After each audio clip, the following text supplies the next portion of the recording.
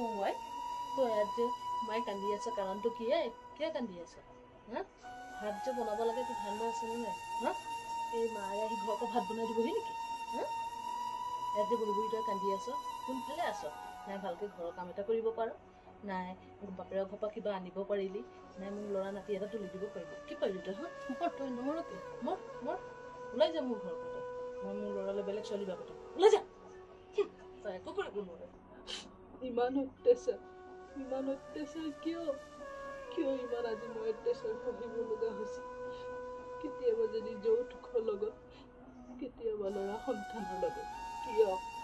কিয় এয়াই নেকি নাৰী জীৱন তেতিয়াহ'লে হে ভগৱান কোনো জন্মত আৰু মোক নাৰী হৈ